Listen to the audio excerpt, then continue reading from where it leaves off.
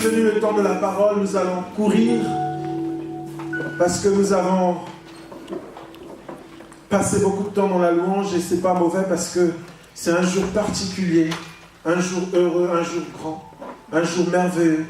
Alors j'aimerais que nous puissions lire nos Bibles dans le livre d'Apocalypse, au chapitre 3, au verset 14.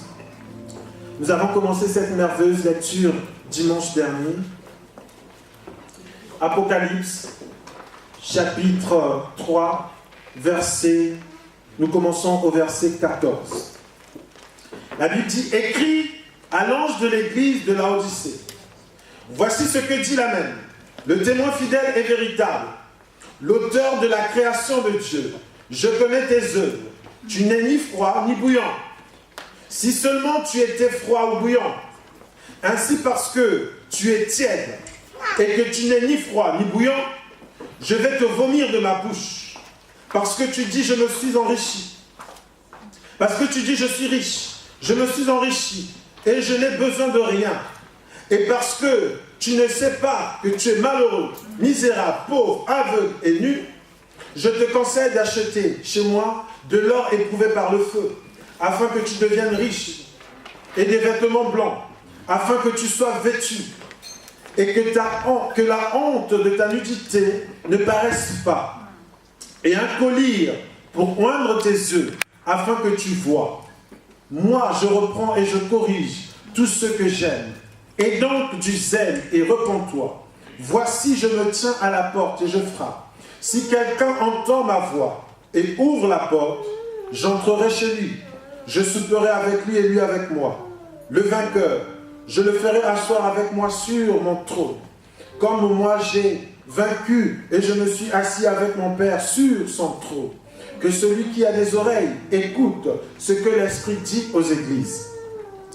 Bien-aimés dans le Seigneur, dimanche dernier, nous avons dit, le Seigneur Jésus-Christ s'est adressé à 7 églises. Il s'est révélé à l'apôtre Jean sur l'île de Patmos. Il l'a ravi en esprit et il lui a révélé des mystères. Il lui a révélé de grandes choses. Et il s'est adressé à 7 églises.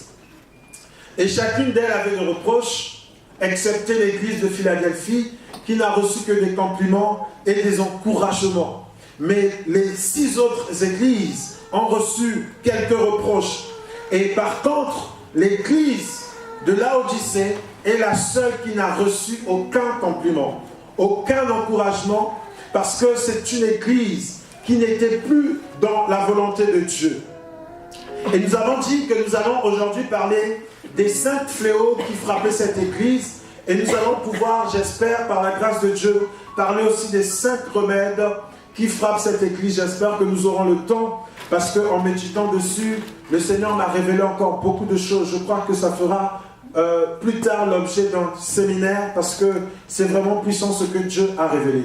Mais comme demain, il y a dimanche prochain, il y a un autre programme, et un programme tout aussi puissant que celui-ci, parce que le thème, c'est le miracle de Jonas, et ça sera avec le serviteur de Dieu, le frère Cédric. Il a dit, il va bombarder, il va révéler des choses qui vont bousculer le corps du Christ. Donc je t'invite à ne pas manquer samedi et dimanche prochain. Donc samedi 15 à partir de 15h et dimanche 16, comme vous le savez, de 10h à 12h. Alors mes bien-aimés, comme je disais, le Seigneur s'adresse à cette église. Et chacune des églises a une particularité. Si nous regardons juste au-dessus l'église de Philadelphie est située dans un endroit hostile. Il y a la synagogue de Satan. Et les gens qui sont dans cette ville adorent un dieu qu'on appelle Janus. Et Janus est un dieu représenté avec 2 têtes et une énorme clé. Et Janus a la capacité d'ouvrir spirituellement des portes pour avoir la victoire dans quelques domaines. Et il a la capacité de fermer les portes pour empêcher à ses ennemis d'atteindre leur destinée. Et l'église se trouve dans une ville comme ça. Et l'église se sent comme oppressée par ces gens qui font des incantations. Et sur place, ils ont un Dieu qui est capable soit d'ouvrir, soit de fermer. Alors Dieu s'adresse à cette église avec son identité selon laquelle c'est lui qui est capable d'ouvrir et personne ne peut fermer, capable de fermer et personne ne peut ouvrir. Donc il vient consoler l'église qui est sur cette localité en se révélant comme étant celui qui tient les clés de David. Et il faut savoir que les clés de David, c'est l'autorité qui permet d'accéder là où on ne peut pas accéder. C'est la puissance qui te permet d'ouvrir ce qui était impossible d'ouvrir. Alors le Seigneur Jésus, pour encourager l'église qui se trouve à Philadelphie, se révèle comme étant celui qui a la puissance d'ouvrir et la puissance de fermer. En d'autres termes, il vient consoler cette église en indiquant qu'il est capable. Il est même très capable et il est au-dessus de Janus qui fait croire que c'est lui qui ouvre ou c'est lui qui ferme. Et la particularité de l'église de Laodicée, celle qui nous intéresse aujourd'hui, Dieu vient là, il se révèle comme étant l'Amen. L'Amen, c'est celui qui est vrai. Il est certain, en qui toute promesse de Dieu s'accomplit. Donc, quand il arrive devant l'église de Laodicée, il se présente avec l'identité selon laquelle il est l'Amen. Ça veut dire que tout s'accomplit par lui et non sans lui. Amen.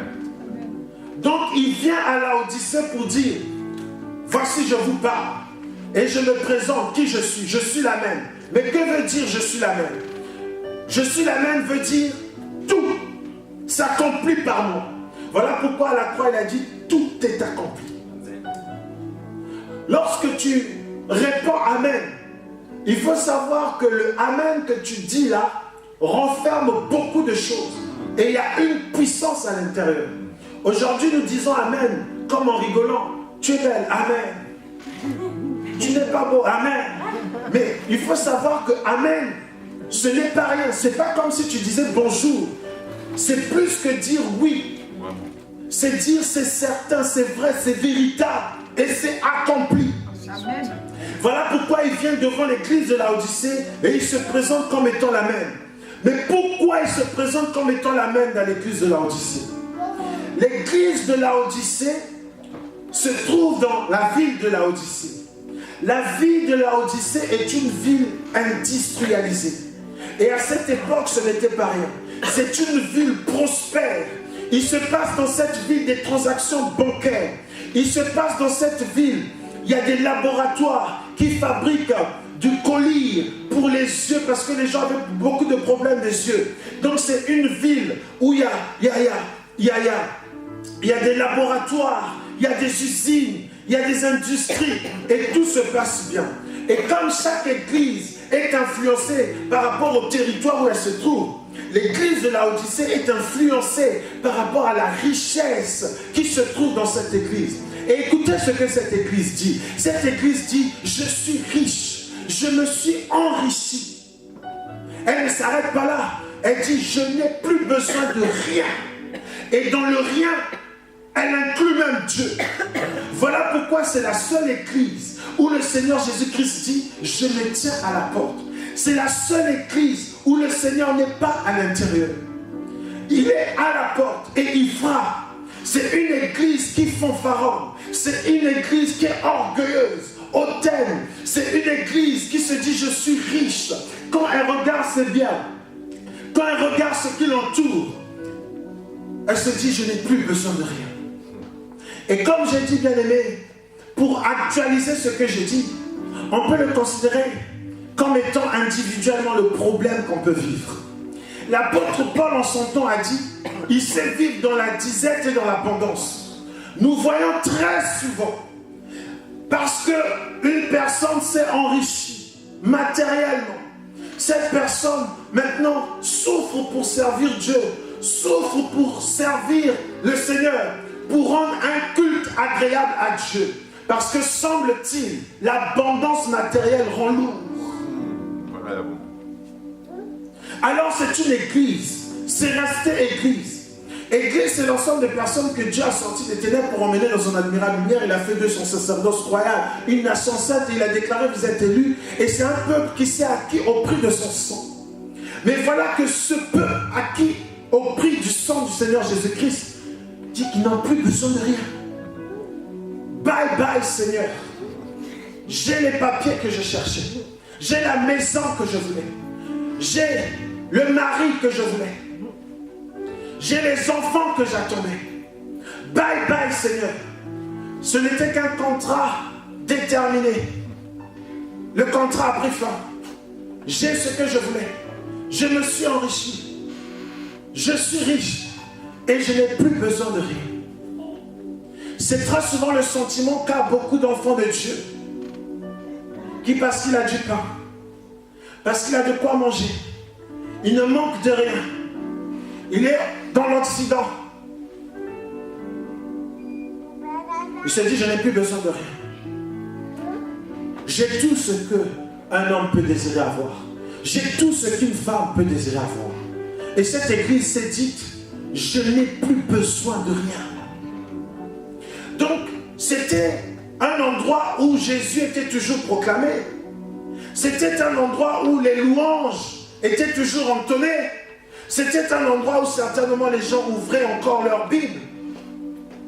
Mais en réalité, cette église n'avait plus besoin du Seigneur Jésus-Christ. Cette église avait expulsé Jésus. Cette église avait sorti Jésus. Cette église avait dit à Jésus, dehors! On arrive à s'en sortir sans toi. Voilà pourquoi il vient se présenter à cette église comme étant celui par qui tout s'accomplit. Donc, tu ne peux pas te passer de lui. Il se présente à l'église de Laodicée comme étant celui dont on ne peut pas se passer. Voilà pourquoi je vous ai dit, à chaque église, il a eu une présentation particulière par rapport aux maux ou les fléaux qui s'abattaient sur cette église. Qu'est-ce que je me suis dit lorsque j'ai trouvé du travail? Qu'est-ce que je me suis dit lorsque la situation a semblé s'arranger dans ma vie? Est-ce que ça m'a rendu lourd? Ou est-ce que ça m'a gardé fidèle au Seigneur? L'apôtre Paul s'est écrié, qui nous séparera de l'amour du Seigneur? Serait-ce des tribulations? Serait-ce la mort? Qui nous séparera de l'amour du Seigneur? Il s'est posé cette question. Qui nous séparera? Parce que semble-t-il, il y a des choses qui peuvent nous séparer de l'amour du Seigneur. Et écoutez ce que le Seigneur va dire à cette église. Il dit ainsi. Il dit, je connais tes œuvres. Dans les autres églises, lorsqu'il dit je connais tes œuvres, par exemple à l'église de Philadelphie, il dit je connais tes œuvres. Je sais que tu es là où il y a la synagogue de Satan. Je sais que tu as peu de puissance. Mais ce que j'aime avec toi, c'est que tu as gardé ma parole et tu n'as pas renié mon nom. Dans les autres églises ici, il dit, je connais tes œuvres. Je sais que tu as éprouvé ceux qui se disent apôtres, mais qui ne le sont pas. Et tu les as trouvés menteurs. Mais là, lorsqu'il dit à l'église de Philadelphie, je connais tes œuvres. Tu n'es ni froid, ni bouillant. Tu es tiède. Ainsi, parce que tu es tiède et que tu n'es ni froid ni bouillant, je vais te vomir de ma bouche. Dieu n'aime pas ceux qui sont ni bouillants ni froids. Il n'aime pas ceux qui sont tièdes. Parce que tu dis, je suis riche, je me suis enrichi et je n'ai besoin de rien. Et parce que tu ne sais pas le premier fléau, tu es malheureux, tu es misérable, pauvre, aveugle et nu. Voilà les fléaux qui frappaient l'église.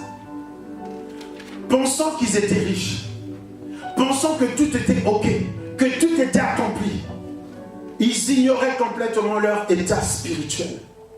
Ils ignoraient qu'ils étaient malheureux, qu'ils étaient pauvres, qu'ils étaient misérables, qu'ils étaient aveugles et qu'ils étaient nus.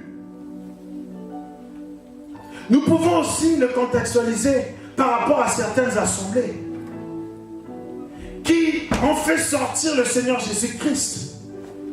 Parce que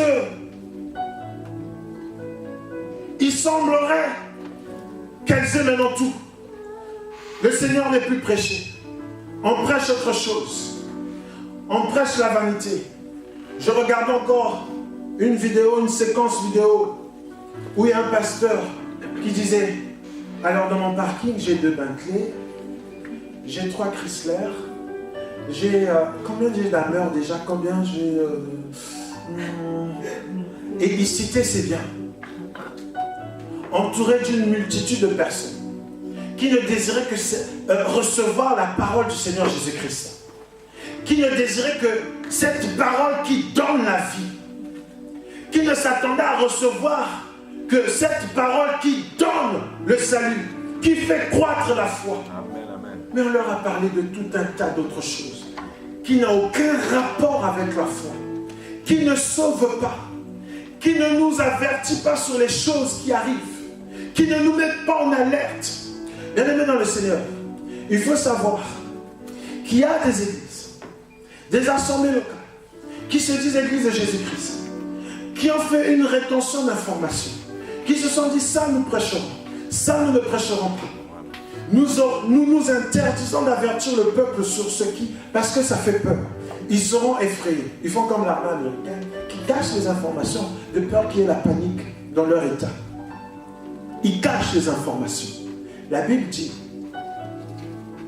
comment le peuple se préparera-t-il au combat si le son de la trompette est diffus? C'est-à-dire, comment les chrétiens seront prêts pour l'enlèvement? Comment les chrétiens seront prêts, seront en alerte si ceux qui sont censés annoncer les Écritures bercent le peuple avec des berceuses, avec des paroles, des contes de grand-mère, des femmes, des chimères, des choses qui vont nous égayer, qui vont nous booster, qui vont tout faire en nous, sauf nous donner la foi. C'est-à-dire, sauf nous rendre agréables au Seigneur. Car nul ne peut être agréable à Dieu s'il n'a pas la foi. Alors Dieu dit que cette église est dans le malheur, est misérable, est dans la pauvreté, dans l'aveuglement et la nudité. Alléluia. Amen. Oh, bien-aimé dans le Seigneur. Être malheureux, c'est quoi? Qu'est-ce que Dieu considère être malheureux? Souvenons-nous dans Romains 7, l'apôtre Paul dit, je fais ce que je n'ai pas envie de faire. Et je n'arrive pas à faire ce que je sais être bien. Il y a la loi du péché en moi. Ce n'est pas moi qui fais, mais c'est la loi du péché qui me pousse à faire ces choses.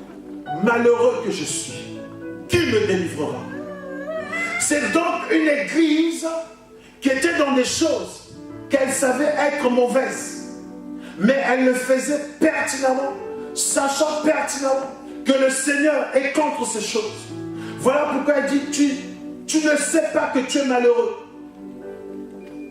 Ils étaient comme dans une prison, ils étaient comme esclaves. La Bible déclare, chacun est esclave de ce qui a triomphé de lui. Vous savez, mes bien-aimés, il y a des personnes, ou il y a des communautés qui sont devenues orgueilleuses. Et l'orgueil a pris le dessus sur ces assemblées-là. C'est la vérité. Alléluia. Amen. Amen. Amen. L'orgueil a pris le dessus. Où tu peux être une personne, l'orgueil prend le dessus sur toi. Et ça te rend esclave. Tu sais que ce n'est pas bien. Tu aimerais agir autrement. Il y a une sœur qui m'a dit, je sais ce qui a causé le désastre dans mon foyer. C'est l'orgueil. Et je le sais. Mais j'avais du mal à faire autrement. Alors que je sais très bien que ce n'est pas bien. Parce que lorsque la parole véritable est prêchée, il faut savoir que la parole véritable est une épée. La parole véritable est une épée. La parole est une épée. Et l'épée taille en pièces. L'épée taille en pièces tout ce qui n'est pas de Dieu. Et c'est pour ça que la parole nous transforme. La parole nous transforme. Elle nous fait du bien. Alléluia. Amen. Amen. Il dit tu es malheureux. Et être malheureux, c'est ça. C'est être esclave. C'est-à-dire tu sais que ça, c'est pas bien. Mais tu n'y arrives pas. Et comme on ne te prêche pas la bonne parole, tu ne reçois pas l'épée qui vient séparer Jean-Tur et moi. qui vient séparer le péché. Tu ne reçois pas cette parole. Tu es bercé. Je dis prospère. Et le mariage. Et ceci, c'est l'année, c'est ton année, c'est ceci, c'est cela. Des slogans qui galvanisent et rien d'autre. Mais on demeure esclave. Parce que lorsque la parole retentit dans les cœurs, bien aimé, on n'a même plus de prière de délivrance. Alléluia. Amen, amen. Amen. Amen. Bien aimé, il faut que je vous dise des choses clairement. J'ai prié pour une sœur. Elle s'agitait. Et comme un ver de terre sur qui on a mis du sel. Vous savez, ceux qui sont en Afrique, ceux qui étaient en Afrique savent. Lorsque tu vois un ver de terre, ne t'amuse pas à le couper. Il va repousser. Mais mets du sel, il va se tortiller. Et pendant que j'ai prié, la sœur se tortillait. Et ça fait des années que la sœur est dans le Seigneur. Mais malheureusement pour elle, elle ne reçoit pas la bonne nourriture. Elle ne reçoit pas la bonne nourriture. On la berce. On met de la pommade. Et elle demeure. Elle est malheureuse. Elle dit, mais je croyais que j'étais au top. Mais je croyais que j'avais atteint un certain niveau. Mais puisque chaque jour c'est ça, tu règnes, tu gouvernes, tu es champion, tu es ceci, tu es cela. Ça, c'est pas l'épée. C'est-à-dire, ce n'est pas la parole. Alléluia. C'est des compliments. C'est des paroles d'appréciation. Et rien d'autre. Et cette église était comme ça. Elle se congratulait toute seule. Nous sommes riches. Oui, nous sommes riches. Nous sommes prospères. Oui, nous sommes prospères. Mais les impudiques demeuraient impudiques. Les haineux demeuraient haineux. Vérité. Les adultères demeuraient adultères. Vérité. Mais parce qu'il y avait l'abondance matérielle, parce qu'il y avait la richesse, ça faisait comme une illusion. Ça trompait.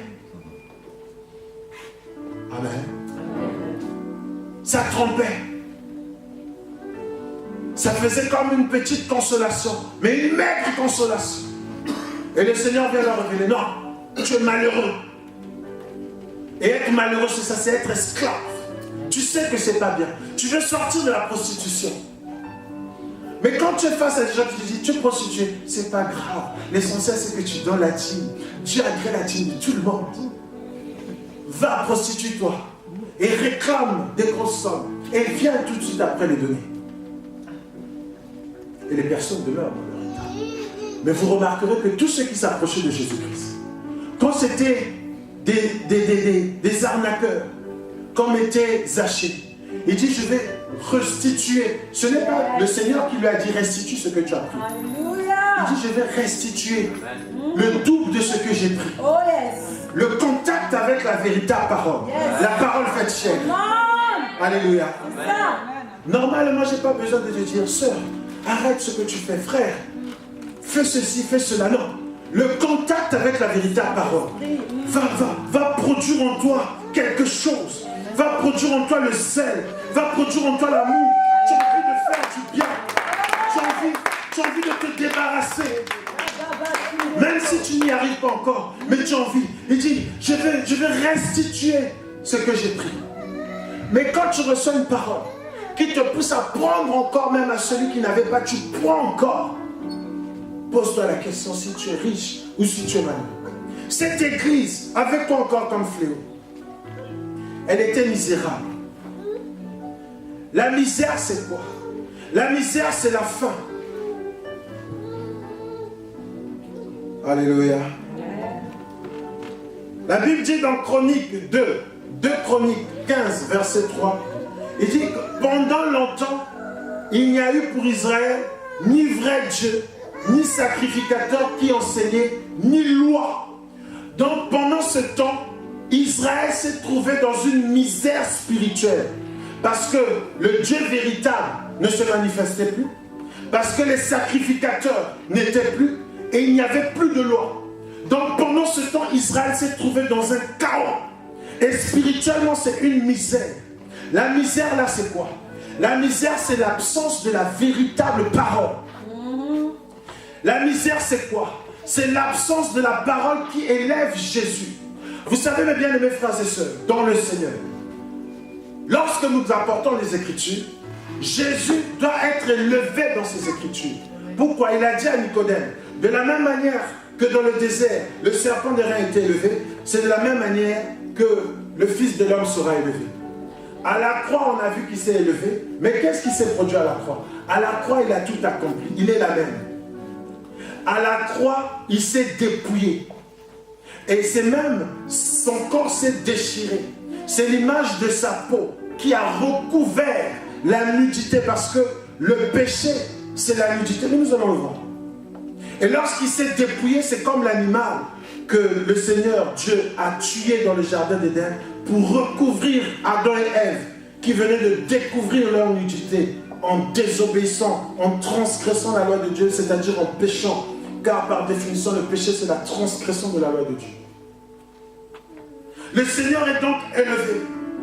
Mais dans le désert, pourquoi le serpent des reins a été élevé? Parce que lorsque le peuple de Dieu s'est rebellé, toujours la rébellion, toujours le péché, Dieu a fait apparaître des serpents brûlants. Pas le diable, Dieu. Et tous ceux qui étaient mordus par le serpent mouraient. Ils ont crié à Moïse. Et Moïse a crié à Dieu. Et Dieu a révélé à Moïse, bon, voici ce que tu vas faire. Prends le serpent des reins, élève-le là, sur cette montagne. Et toute personne qui sera mordue par le serpent, il aurait pu faire disparaître les serpents, mais il n'a pas fait disparaître les serpents. Il a dit, toute personne qui sera mordue et qui fixera son regard sur ce serpent aura la vie sauve. Et toute personne qui fixe le Seigneur Jésus-Christ à la croix a la vie sauve. Alléluia. Voilà pourquoi la Bible dit que la prédication de la croix est une folie pour ceux qui périssent, mais puissance de Dieu pour ceux qui sont sauvés. Amen. Donc lorsque nous prêchons, le Seigneur Jésus-Christ doit être élevé afin que nos regards soient fixés sur lui et que nous ayons la vie sauve. Quand bien même nous avons pu être mordus par des serpents brûlants. Les serpents brûlants, c'est tout ce que nous avons connu dans le monde. Le péché, les trahisons, l'humiliation, l'asservissement et tous les vices que nous connaissons dans ce monde. C'est des serpents brûlants parce qu'ils nous ont transformés. Ils nous ont plutôt déformés. Alors qu'en venant sur cette terre, Dieu nous donne une forme. Mais ces serpents brûlants nous déforment. Et il faut que la parole de Dieu nous transforme pour nous redonner la forme initiale. Donc c'est des gens, quand tu es dans la misère, c'est l'image de la parole véritable qui se fera. Dans ces églises qui font pharaon, la parole véritable n'est plus. C'est des fables, c'est le sophisme, c'est les philosophies. Voilà pourquoi ça n'édifie pas les gens. Voilà pourquoi ça ne transforme pas les gens. Ça les rend très orgueilleux, très hautains. La personne, avant de rentrer dans cette église, était humble, était normale, mais la personne devient orgueilleuse. Regarde tout le monde de haut. Païen, un démon, sorcier, voyou. Elle a le sentiment qu'elle seule est proche de Dieu et voit Dieu. Ça rend hautain. Et quand tu rentres dans ces églises, tu sens que le sentiment est généralisé. Ils ont le sentiment d'être les super chrétiens. Vraiment. Il y a quelqu'un qui m'a dit, oh, mais notre pasteur en France, il n'y en a pas d'autre. D'ailleurs, c'est le seul pasteur de France. Et notre assemblée, il n'y en a pas deux. D'ailleurs, c'est la seule assemblée de France. Vraiment. Tu ne fais pas partie de cette assemblée, malheur à toi. Perdu que tu es. C'est l'enfer qui t'attend. Donc rejoins rapidement, sans hésitation aucune, notre assemblée pour que notre pasteur devienne ton père spirituel. Et ainsi, seulement ainsi, tu auras la vie sauve. Regardez l'orgueil. Mais tout ça, c'est parce que Jésus n'est pas élevé. Qui est élevé, c'est le pasteur, l'homme providentiel, le manpower. Ils ont élevé le 666. Parce que lorsqu'on prend la perfection de l'homme, le chiffre de l'homme étant 6, le chiffre de la perfection étant 3, c'est-à-dire on cite 6, 6, 6 et 6. Donc dans toutes les assemblées où c'est l'homme ou la femme de Dieu qui est élevé, le 666 est élevé. C'est pour ça que j'ai dit à un frère, ne faisons pas de débat. Dans cette assemblée que tu vois, Dieu n'y est pas. Parce que c'est le 666 qui est. Dans toute assemblée, Jésus n'est pas élevé. Le chiffre de l'homme étant 6. Le chiffre de la perfection étant 3. 6 et 6. Ça fait 666. Parce que c'est le chiffre d'homme. C'est le chiffre de l'homme. Donc sans faire attention, lorsque tu rentres, tu vois, l'homme de Dieu, on l'a fait asseoir sur un trône. Une fois, je me promenais, je crois que j'étais avec la soeur Grâce, la soeur Dido, on cherchait des chaises pour l'église. On est rentré dans un endroit. C'est là où j'ai découvert où on vend ces trônes. Parce que chaque fois que je voyais ces trônes, je me disais, où ils achètent ces trônes? Ils les commandent sur Internet ou quoi? Mais j'ai découvert ce trône. Je ne vous donnerai pas l'adresse, sinon vous irez acheter ça pour devenir des rois des reines. Non, je ne vous donnerai pas l'adresse. Mais je vous dis seulement sur les gens parisiens. J'ai vu des trônes énormes. Il y en a pour monter, il faut même qu'on te mette une marche. Et quand tu arrives, l'homme de Dieu est assis dessus. Vous vous louez, lui vous regarde. Mais vous devenez comme ce sujet, et lui comme un roi. Qui l'a établi roi? Vous comprenez? On l'a élevé. C'est le 666. Méfiez-vous. Amen. Méfiez-vous. On remarque à des choses toutes simples comme ça. Tu vois, parce que toute chose est symbolique. Alléluia. Toute chose est symbolique. Vous voyez un trône. Et la plupart du temps, c'est rouge. Voilà, c'est là. Il est assis dessus. Il manque plus qu'on lui chante assis sur ton trône, sois loué. Il manque plus qu'on lui chante ça. Vérité. Lorsque vous voyez les trônes, c'est suspect. Il vaut mieux discuter avec le pasteur ou la femme de Dieu. Mais dis-nous pourquoi il y a ce trône. Est-ce que c'est juste parce qu'on a trouvé que ça fait genre, on a imité l'église d'à côté, ou parce que vraiment il y a une symbolique derrière? Parce que des fois on fait par suivisme. On a trouvé que c'est beau et on fait aussi. Mais ceux qui le font consciemment savent la symbolique qu'il y a derrière. Parce que tout geste indique un message. Vérité. Donc c'est une église misérable. La parole de Dieu n'y est pas. Mais si la parole de Dieu n'y est pas, qu'est-ce qui se dit? Des slogans. Qu'est-ce qui se dit? La philosophie. C'est pour ça que vous voyez aujourd'hui, si c'est parce que dans les années 30, les années 50, les années 60, il n'y avait pas Internet. Mais si vous tombez même sur les prédications des hommes de Dieu de cette époque, vous verrez que c'est différent de ceux d'aujourd'hui. Ceux d'aujourd'hui, qu'est-ce qui va se passer? Voici les 3 points qui donnent ceci. Voici les 7 principes qui donnent ceci.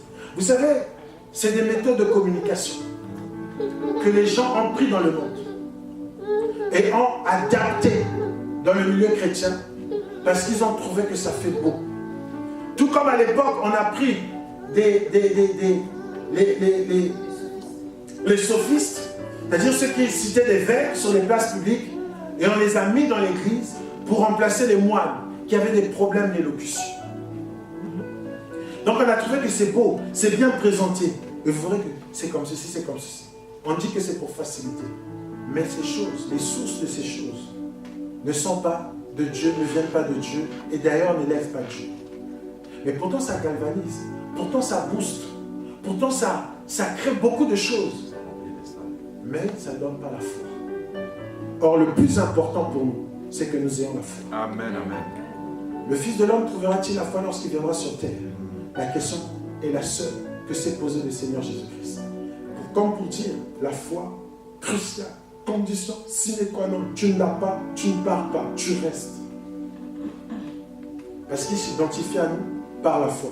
Quel est donc encore le fléau? Je cours, j'allais rentrer dans les détails, mais je suis obligé de courir. Mais ne vous inquiétez pas, on reverra cela sous forme de séminaire parce que Dieu m'a révélé beaucoup de choses. Cette église est pauvre. La pauvreté spirituelle, qu'est-ce que c'est? Vous savez, très souvent, et c'est même ce qui d'ailleurs est rentré dans l'église, on se bat, on s'évertue à faire en sorte que tous les chrétiens deviennent riches. Et qu'est-ce qu'on entend par richesse? On entend par richesse que tous les chrétiens soient propriétaires de leur maison. Gloire à Dieu, soyez propriétaires. Que tous les chrétiens soient créateurs d'entreprises. Gloire à Dieu, soyez créateurs d'entreprises. Que tous les chrétiens aient des gros 4x4. Gloire à Dieu, ayant des gros 4x4. Que tous les chrétiens aient des jets privés, et des voyages en première classe. Que tous les chrétiens qu'aucun chrétien ne soit éboueur, surtout pas. Qu'aucun chrétien ne fasse la planche, c'est la malédiction. C'est être condamné, c'est être bloqué par les sorciers de ton village. Donc on s'évertue comme ça à faire en sorte que tous les chrétiens soient riches. Et c'est cette église de la Odyssée qui était riche. Elle s'est enrichie. Elle s'est dit, on n'a plus besoin de rien. Donc ça veut dire que quand un frère voit un frère, il sort de sa voiture, l'autre aussi sort de sa voiture. Tu es riche. Toi aussi tu es. Et ils sont contents. Une soeur dit, tu es riche, ma soeur. Toi aussi tu es riche. Donc nous sommes riches. Oui, nous sommes riches et nous n'avons plus besoin de rien. Je donne une image, mais c'est comme ça que se comportait l'église de la Odyssée. Et le Seigneur va dire, non, tu n'es pas riche, tu es pauvre. Tu es pauvre. Mais la pauvreté spirituelle, qu'est-ce que c'est? Vous savez ce qui enrichit un chrétien? Vous savez ce qui rend fort un chrétien? La vie de prière. Alléluia. Si ta vie de prière faiblit, tu es pauvre. Si ta méditation de la parole s'affaiblit, tu es pauvre. Si l'amour n'est pas trouvé dans ton cœur, tu es pauvre. Si la foi n'est pas trouvée dans ton cœur, tu es pauvre. Alléluia. Amen. Amen. Amen. C'est-à-dire que c'était une église qui avait perdu en qualité spirituelle. Une église où il n'y avait plus le fruit de l'esprit. Parce que le fruit de l'esprit est une richesse. Alléluia. Amen. Le fruit de l'esprit est une richesse. Si tu n'as plus l'obéissance à la parole de Dieu, tu n'as plus de richesse. Lorsque Jésus s'est retrouvé face au jeune homme riche, la Bible dit que Jésus l'aima. Pourquoi Jésus l'aima? Parce que lorsque Jésus a dit, est-ce que tu honores ton père et ta mère? Il dit, oui, je le fais depuis ma tendre enfance. Est-ce que le mensonge? Il dit, non, je ne mens pas. L'adultère? Non, non, non, je ne commets pas. Les meurtres? Non, non, non, non, non. Tu adores Dieu? Oui, j'adore Dieu. Tu aimes ton prochain? Oui, j'aime. Jésus l'aima. Alléluia. La femme cananéenne, la Bible dit son fils, sa fille était tourmentée cruellement par un démon. Il y a eu le silence du Seigneur. Il y a eu l'obstacle des disciples. Il y a eu le discours du Seigneur Jésus-Christ. Mais elle a persévéré dans sa foi. Le Seigneur a dit, oh femme, ta foi est grande. Or, quand on dit oh femme, dans cette culture sémique, c'est poétique, c'est une forme de louange. Yes. Oh femme. Il aurait pu dire, femme, ta foi est grande. Il dit, oh femme, ta foi est grande. C'est une richesse pour cette femme d'avoir manifesté une telle foi. Or, si cette église était pauvre, pourquoi elle était pauvre? Parce qu'il n'y avait plus la foi. Nul ne peut être agréable à Dieu s'il n'a pas la foi. Pourquoi elle était pauvre? Pauvre en amour. Pourquoi elle était pauvre? Parce qu'il n'y avait plus d'espérance. Parce qu'il n'y avait plus de foi. La Bible dit dans le livre de Corinthiens, chapitre 13, voici les trois choses qui demeurent. L'espérance, la foi et l'amour.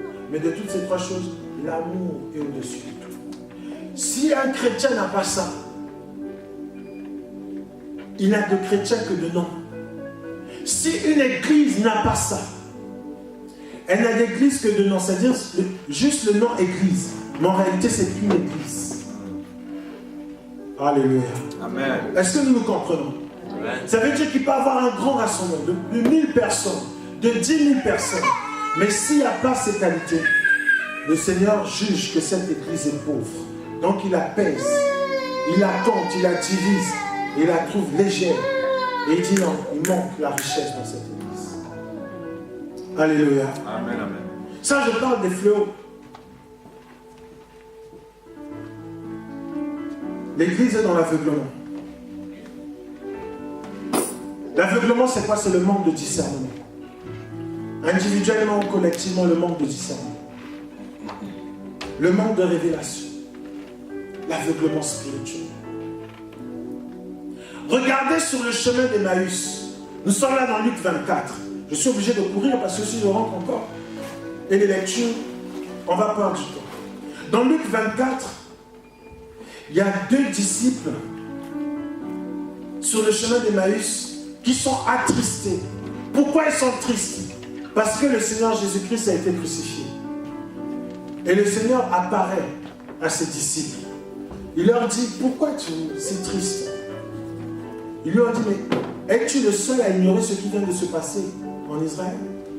Celui en qui on avait mis tout notre espoir. Voici qu'il a été crucifié. Il leur a dit, oh, vous êtes sans foi. Ne savez-vous pas que les prophètes, les psaumes, la loi parlent de moi? Et il a commencé à leur expliquer. Et quand ils se sont assis, quand il a rompu le pain, la Bible dit que leurs yeux se sont ouverts. Donc ils se disaient de Jésus, ils se disaient disciples de Christ, mais ils avaient l'aveuglement spirituel qui les empêchait de voir la manifestation du Seigneur dans leur vie. Or, quand tu ne vois pas la manifestation du Seigneur dans ta vie, pour adorer, tu auras besoin d'artifice. Pour louer Dieu, tu auras besoin d'artifice. Parce que, naturellement, tu ne ressens pas ce qui peut te pousser à louer Dieu, puisque tu ne vois pas, tu ne discernes pas le temps dans lequel tu es. Bien-aimé, voici ce qui se passe très souvent. La Bible dit dans le livre d'Éphésiens que nous sommes bénis en toute bénédiction dans les lieux célestes. Et lorsque tu lis aussi dans la Bible, toujours dans Éphésiens, on te parle des esprits méchants d'ici-bas et dans les lieux célestes. En réalité, lorsque Dieu envoie ta bénédiction part de là où il est, traverse les cieux pour arriver jusqu'à toi. Donc avant que toi tu vois ta bénédiction, lesquels qui voient ta bénédiction avant toi? C'est les esprits méchants. Alors qu'est-ce qu'ils viennent faire? Ils viennent mettre la pagaille autour de toi pour t'empêcher de voir ce que le colis que Dieu vient d'envoyer. Lorsque Daniel s'est dit, il faut que je prie, il voulait recevoir un message de la part de Dieu, une vision, un réconfort, une consolation de la part du Seigneur. Il s'est dit, alors je prie. Dès le premier jour de sa prière, Dieu a dépêché l'ange Gabriel pour lui donner le message qu'il attendait. Mais c'était sans compter les esprits méchants qui gouvernaient cette localité. Ils ont vu et ils ont compris que la prière de Daniel a été exaucée parce qu'ils ont vu l'ange Gabriel traverser, partir de là où est Dieu pour arriver jusqu'à Daniel. Mais quand pour arriver jusqu'à Daniel, il doit passer par eux, en tout cas la zone que eux gouvernent, contrôlent, alors ils se sont mis à résister à l'ange Gabriel. Ils se sont mis à résister à l'ange Gabriel. Pourquoi? Parce qu'ils ont vu la bénédiction que l'ange a portée à Daniel. Et si toi tu es dans l'aveuglement spirituel, qu'est-ce qui va se passer? Comme on a dit l'autre fois, pour ceux qui ne viennent pas au vendredi de gloire, je vous fais un bref aperçu. Nous avons dit ceci. Lorsque tu es quelqu'un dont l'esprit est régénéré, l'esprit est connecté à Dieu, qu'est-ce qui se passe? L'esprit envoie les informations à l'âme. L'âme gère et l'âme fait exécuter au corps. Mais lorsque l'esprit n'est pas régénéré, n'est pas connecté à Dieu, qu'est-ce qui se passe? L'âme a besoin des informations que le corps lui donne. Or, le corps, quelles sont les informations qu'il envoie à l'âme? C'est les 5 sens. Donc, ce que les yeux voient, il dit, voici ce que nous voyons. Les temps sont durs. Paris est envahi par les gilets jaunes. Ça, c'est ce que les yeux voient. Qu'est-ce que les oreilles entendent? Tu ne réussiras pas. Qu'on monte, qu'on descende, tu ne réussiras pas. Ça, c'est ce que l'oreille entend. Et l'oreille envoie à l'âme. Qu'est-ce que l'âme ressent encore? L'âme ressent une odeur. Cette odeur, c'est l'odeur de la pauvreté. L'âme reçoit l'information. Puisque l'être humain est tripartite, il y a l'esprit, l'âme et le corps. Et quand l'esprit n'est pas régénéré, l'esprit n'envoie aucune information. L'esprit est comme une puce. Mais si l'opérateur n'envoie pas n'active pas la puce, on ne peut pas appeler, on ne peut pas recevoir. On peut, avec le téléphone, faire des vidéos, faire des photos, mais on ne peut pas appeler.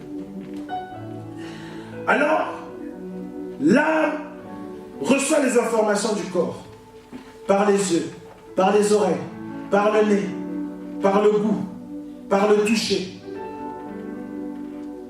Et si c'est une bousculade, le corps envoie l'information à l'âme. Nous avons été bousculés. L'âme dit, gifle. Et tu vois ta main partir comme ça. Paf. C'est comme un pasteur. Il suivait tellement les films de Kung Fu. Mais quand il prêchait, il disait, si on te tend, on te gifle sur la joue droite, tends la joue gauche, etc., etc. Et comme il y avait des pagailleurs, des voisins pagailleurs, un jour il marchait avec sa Bible, et un païen qui a voulu tester. Il a giflé le pasteur. Bah! Et le pasteur a fait, oh! Et le païen a dit, oh, on attendait l'autre jour. On attendait l'autre jour. Amen. Donc l'âme envoie des informations. Le corps envoie des informations plutôt à l'âme. Lorsque tu entends ceci, lorsque tu vois un regard bizarre, l'œil envoie l'information à l'âme. Nous avons mal été regardés. Et l'âme dit, alors ferme le front. Mais lorsque l'information vient de l'esprit, puisque l'Esprit de Dieu témoigne à notre esprit que nous sommes fils de Dieu, l'Esprit dit à l'âme, fils de Dieu nous sommes. Alléluia. La Bible dit, ceux qui marchent par l'Esprit seront appelés fils de Dieu. L'Esprit dit, puisque nous marchons par l'Esprit, nous sommes appelés fils de Dieu. L'âme écoute cela. L'âme dit au corps, nous sommes fils de Dieu. Et le corps marche comme un fils de Dieu. Le corps prie comme un fils de Dieu. Le corps parle comme un fils de Dieu. Alléluia. Amen. Parce qu'il y a le discernement. Le discernement vient de l'esprit. Alléluia. Amen. Amen. Amen. Amen. Mais cette église ne marchait pas par l'esprit. Voilà pourquoi il n'y avait pas la révélation. Voilà pourquoi il n'y avait pas la puissance. Ils se consolaient, mettent consolation par l'abondance matérielle. Alléluia. Voilà pourquoi l'église actuelle s'arrange à bien embellir. Avez-vous remarqué que les églises sont maintenant comme des salles de cinéma? C'est devenu sombre. Hein? C'est devenu sombre. Donc il y a un projecteur projeté sur l'orateur. Et toute la salle est dans le noir. Je me dis, mais je n'ai pas encore été dans des cultes comme ça. Je me dis, mais comment ils font pour lire la Bible? Je ne sais pas. Peut-être qu'il y a des lumières, vous savez, comme dans l'avion, je ne sais pas. Je ne sais pas comment ils font. Mais toute l'église devient noire. Ça vient d'où? Qui a commencé ça? Quand j'ai vu ça, pendant qu'on faisait les travaux, j'ai dit aux gens qui font, j'ai dit éclairez le plus possible. C'est-à-dire que si sur tout le plafond vous pouvez mettre, mettez. Je voulais être à l'opposé de ça. Alléluia. Amen. Amen. Je vous ai dit, quand il n'y a pas de Dieu, on crée des artifices. On crée des artifices. On crée quelque chose qui va faire ressortir la présence de Dieu. Et vous voyez dans d'autres églises, on met les fumigènes. Donc pendant que le prédicateur dit, le Seigneur est là, les fumigènes font sortir la fumée. Il y a une servante de Dieu qui m'a dit, ah, j'ai sorti la présence. Non, mais danger. Danger. Les cultes de la Odyssée étaient dans le danger. Mais pendant ce temps, elle croyait qu'elle était riche. Elle avait un compte bien garni, à l'abri du besoin. Mais spirituellement, elle ne pesait pas. Parce que spirituellement, elle était dans le malheur, dans la misère, dans la pauvreté. Il n'y avait plus la vie de prière. Alléluia. Voilà pourquoi lorsqu'on a passé 40 jours dans la prière, chaque soir on priait. Et les gens ont dit, ah, ça nous a fait du bien. Il faut plus qu'on quitte il faut qu'on demeure comme ça. Ça a pris à plusieurs personnes de prier. Et vous avez écouté les témoignages de la sœur Sandrine. Voilà pourquoi elle n'a pas pu s'empêcher des parties d'Avignon pour venir témoigner ce que le Seigneur a fait. Ça l'a dépassé. Alléluia. Bien-aimés, nous ne saisissons pas la grâce que nous avons.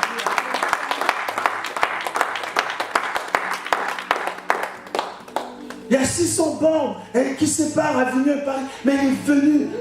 Il y en a même plus. Mais elle est venue. Elle a voulu passer le culte avec nous. Et nous qui sommes là, nous traînons le pas. Bien-aimé, sors de l'aveuglement spirituel. Dis à celui qui a Sors de l'aveuglement. Sors de l'aveuglement spirituel. Vous savez, dans l'aveuglement spirituel, même quand on te dit ça, c'est pas bon. J'ai prié pour une soeur. J'ai dit, l'esprit me convainc. J'ai dit aux personnes, l'esprit me convainc qu'il y a un mari de nuit. Et je pensais que cette soeur ne savait pas. Je pensais que cette soeur ne savait pas. Regardez ce qui se passe dans le corps du Christ. Je pensais que cette soeur ignorait. Donc quand j'ai eu la conviction de ça, j'avais même peur de lui dire. Je dis, ah, elle aura peur, elle aura peur, elle aura peur. Et j'ai dit à quelques personnes, je dis, ah, voici ce que Dieu nous met à cœur. Vraiment, prions beaucoup pour la bien-aimée. J'ai été surpris de savoir quelques jours après qu'elle-même, elle est au courant qu'il y a un mari de nuit. Et c'est comme si il y a une fusion qui est là avec le mari de nuit.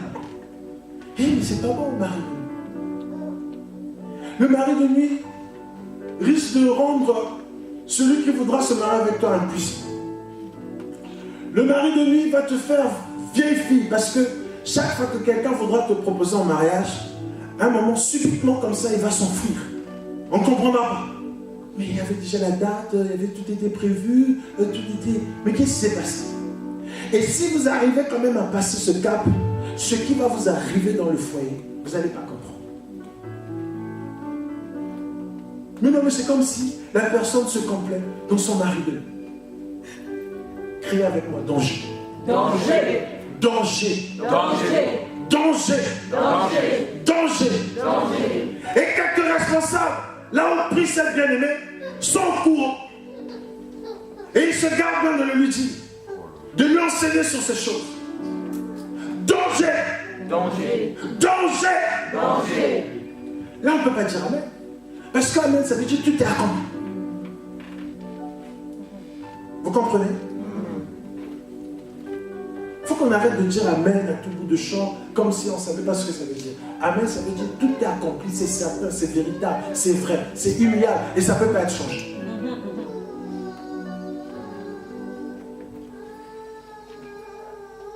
Et cette église est encore quoi dans la nudité? La nudité. La nudité, c'est quoi? C'est l'image du péché. Il y a tellement de versets qui en parlent. La nudité. Alléluia. La nudité, c'est l'image du péché qui doit être recouvert. Réalisons simplement dans le jardin d'Éden. Une fois après avoir désobéi, qu'est-ce qui s'est passé? Ils se sont rendus compte qu'ils étaient nus. Pourquoi? Parce qu'ils avaient la connaissance du bien et du mal, mais pas seulement. Parce qu'ils venaient de désobéir à la loi de Dieu. Donc la gloire qui les couvrait a disparu. Et ils se sont retrouvés nus. La nudité, c'est l'image du péché. C'est l'image de l'iniquité. C'est l'image de s'être écarté de ce que Dieu a prévu. C'est l'image de volontairement prendre un autre chemin que Dieu a prévu. C'est l'image de changer de cap. C'est l'image de faire autre chose que ce que Dieu a dit. C'est l'image de désobéir volontairement à la parole de Dieu. C'est ça la nudité. C'est pour ça qu'il a fallu que le Seigneur monte à la croix, qu'il se dépouille, pour que spirituellement sa peau couvre notre nudité, pour qu'on reçoive la bénédiction du Seigneur. Alléluia. Amen. Amen. Amen. Il n'y a pas le temps de rentrer dans les détails. Mais les remèdes, c'est quoi? Les remèdes, parce que si je nous laisse comme ça, c'est comme si c'était le fatalisme. Il n'y a plus aucune issue. On est perdu, c'est foutu. Non. Avec le Seigneur, il n'y a pas de fatalisme. Avec le Seigneur, il y a toujours la solution. Il dit, mais je te conseille. Le Seigneur conseille. Il n'impose pas. Le Seigneur n'est pas méchant. Quand tu veux faire le mal, et que c'est ce que tu as choisi de faire, il te laisse faire. Mais il conseille. Il dit, viens chez moi. Viens acheter l'or éprouvé par le feu. L'or éprouvé par le feu. Dans le désert, dans Deutéronome 10, Dieu a dit à Moïse, construis 2 trompettes. Une qui va sonner pour le rassemblement et une qui va sonner pour le départ. Et il y a une trompette qui a été construite en argent et il y a une autre qui a été fabriquée en or. Et celle en or, lorsqu'elle était fabriquée, ça indiquait le départ. Ça indiquait l'instruction. Ça indiquait l'instruction qu'on attend pour prendre l'envol, pour prendre le départ. L'or, c'est la richesse que Dieu donne à son peuple. Viens prendre l'or éprouvé. Ce qui n'est pas impur, mais ce qui est pur. Qu'est-ce qui est pur? La parole. Viens prendre la parole. La parole révélée. La Bible déclare dans Romains 10, verset 17, la foi vient de ce qu'on entend vient de la parole de Christ. Donc la parole est révélée. Viens prendre cet or chez moi. Parce que ce que tu as, ce n'est pas de l'or. C'est impur. Mais pour que tu sois riche, il faut que tu aies la véritable parole. Parce que tout s'accomplit par moi. Viens prendre chez moi. Viens chez moi. Viens à moi, moi qui suis Jésus. Viens prendre cette parole. L'or, ce n'est autre que la parole véritable. Alléluia. Amen. Et tu seras riche. Parce que dans cette parole, tu ne prieras plus comme les gens prient, n'importe comment. Mais tu prieras en fonction de la parole de Dieu. Viens chez moi. Viens prendre le vêtement blanc.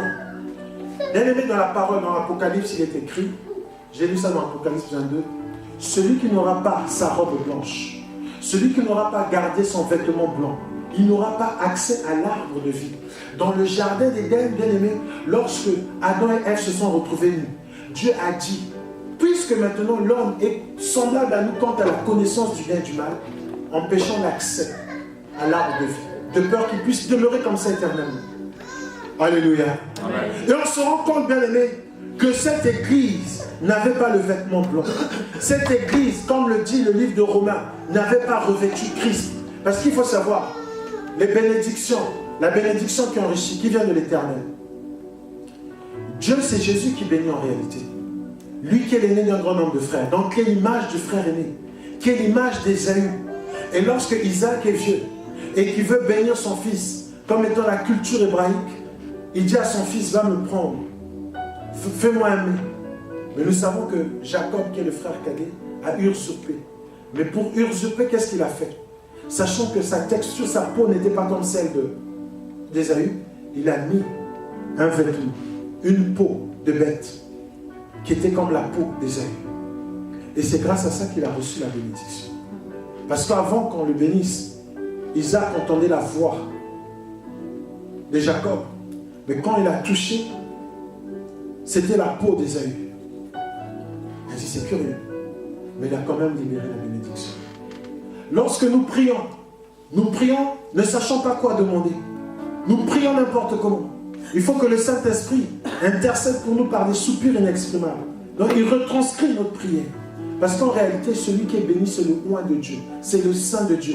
Toute la bénédiction se repose sur lui. En lui est corporellement la plénitude de Dieu. Donc Dieu, c'est lui qui bénit. Voici le Fils en qui j'ai mis toute mon affection. C'est lui qui bénit. Parce que c'est lui qui incarne Dieu sur terre. Mais lorsque le Seigneur qui incarne Dieu sur terre s'est arraché sa peau et nous a recouvert de sa peau, lorsque nous prions, le Seigneur entend nos voix. Mais lorsqu'il touche, c'est la peau de Jésus. Alléluia. Il déverse sa bénédiction. Et cette bénédiction ne se fait suivre d'aucun chagrin. Mais tous les artifices qui viennent de notre semblant d'abondance, des chagrins. Alléluia. Des chagrins. Des chagrins. Le vêtement blanc, c'est Jésus-Christ. Il faut recouvrir ce vêtement blanc. Alléluia.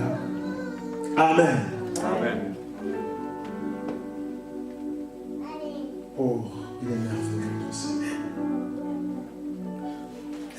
Quand tu lis dans Apocalypse 16, verset 15, par exemple, il est écrit « Voici, je viens comme un voleur.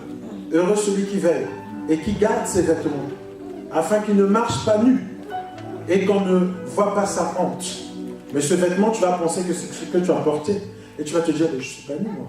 J'ai mon tailleur, j'ai mon costume, je suis tiré à 4 épingles. » Ce n'est pas de ça dont il s'agit. C'est Jésus-Christ. Alléluia. Et qu'est-ce qu'il dit encore? Il parle donc de ces 5 fléaux et de ces 5 remèdes, le vêtement blanc. Et il parle aussi du collier. Le collier. Le collier, justement, c'est ce Saint-Esprit-là qui te permet de comprendre la parole du Seigneur. Beaucoup ne comprennent pas la parole du Seigneur parce qu'ils la lisent comme un roman. Mais le collier à tes yeux te fait remarquer que ça, c'est pas la bonne parole. Mais ça, c'est la bonne parole. Il te faut le collyre. Dans cette ville de Laodicée, on vendait le collyre. Il te faut le collyre. Alléluia. Je suis obligé de courir. Et il faut le zèle. Le zèle par rapport au refroidissement. Beaucoup parmi nous ont perdu le zèle. Beaucoup ont perdu le zèle. D'ailleurs, beaucoup sont venus me voir. Ils m'ont dit, pasteur, on n'est plus comme avant. Ils m'ont dit, même toi, tu as perdu le zèle. Tu prêches plus comme avant. On chante plus comme avant. On n'est plus motivé comme avant. On ne donne plus comme avant. Mais qu'est-ce qui s'est passé?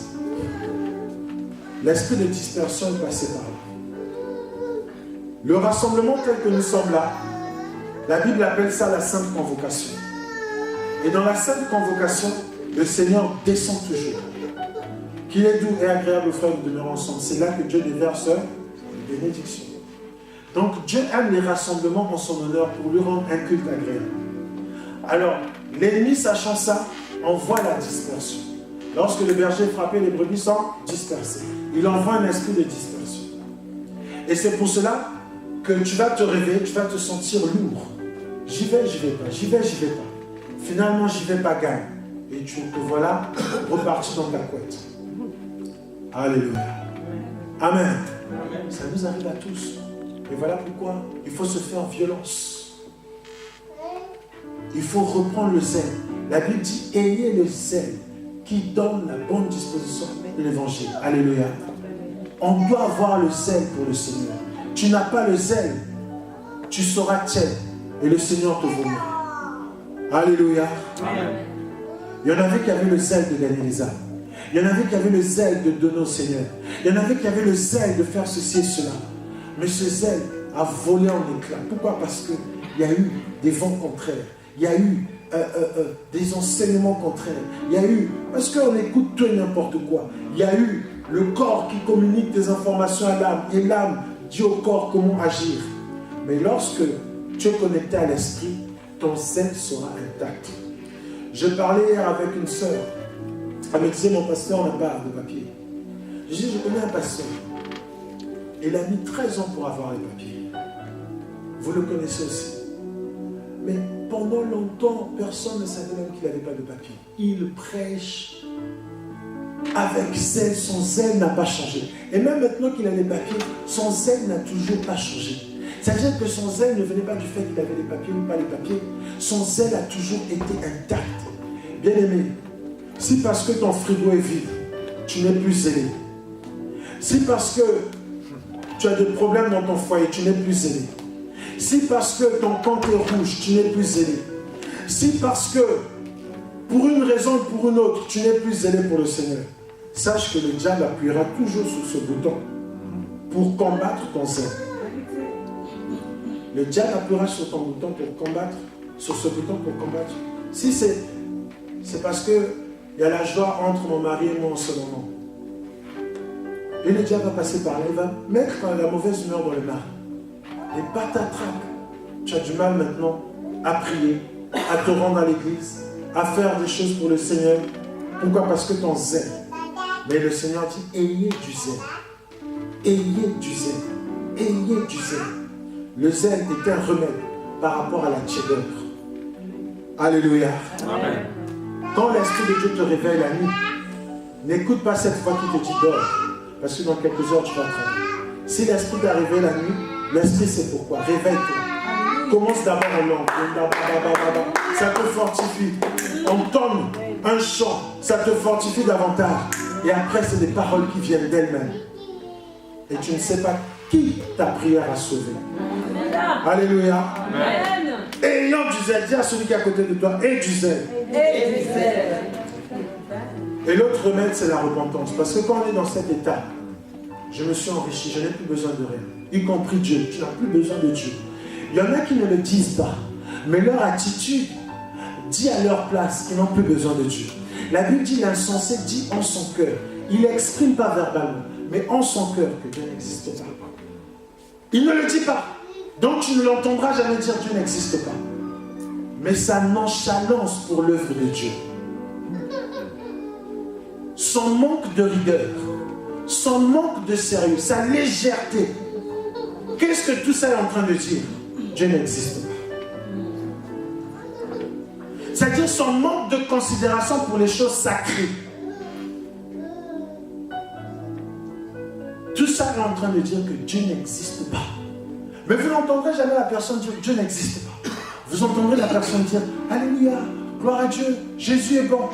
Mais l'attitude que manifeste la personne indique que Dieu n'existe pas. Donc son attitude donne un message. Alléluia. Amen. À ce moment-là, c'est la repentance. La repentance, c'est le changement radical. C'est le changement de mentalité.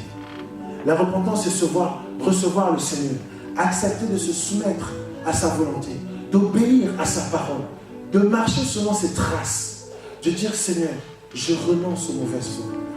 Pour finir, parce que nous avons fini, vous vous souvenez de l'apôtre Galduino, qui est venu, le pasteur, l'apôtre Patou Galduino. Il m'a appelé un jour, il me dit, pasteur, j'ai rêvé l'enlèvement. Chose curieuse, je n'étais pas parti. Quand il s'est réveillé, ce n'était qu'un rêve. Il était en sueur, il a dit, ouf, merci Seigneur. Ce n'est pas la réalité. Parce que dans son rêve, il n'est pas parti, donc les gens étaient enlevés. Il a couru dans tous les sens, il a vu quelques chrétiens comme lui. Il s'est dit, mais comment moi, un apôtre, je ne suis pas parti? Depuis tout le temps que je suis dans le Seigneur, depuis tout le temps que je prêche. Mais pendant qu'il réfléchissait, qu'il était revenu en lui-même, qu'il a fait une rétrospection, un examen de conscience, il s'est rendu compte qu'il n'était pas forcément un pasteur scrupuleux. Il était, on va dire, un pied dedans, un pied dehors. Il avait beaucoup de pratiques qui ne glorifiaient pas Dieu. Mais comme Dieu ne sanctionne pas forcément tout de suite, donc Dieu ne nous voit pas, comme dans Ézéchiel 8. Dieu ne nous voit pas. Faisons, car Dieu ne nous voit pas. Il est trop loin. Et on prend des habitudes, sachant pertinemment que c'est contraire à la parole de Dieu. Mais quand il a eu cela, il a changé. Il a dit, voici maintenant le message que j'ai. Je ne suis pas encore à l'aise dans ce message, mais voici maintenant le message que j'ai. N'aie pas peur de m'inviter, pasteur, parce que voici ce que je vais apporter au peuple de Dieu. J'ai dit, ok, il n'y a pas de problème, viens. Alléluia. Et j'ai vu un autre séminaire qu'il a fait. C'est le même message. Donc il ne m'avait pas dupé. Donc il a vraiment vécu ça. Et à partir de ça, il y a eu la repentance, le désir d'arrêter ce qui n'était pas bien. Et quelqu'un dise avec moi, Seigneur, aide-moi. Seigneur.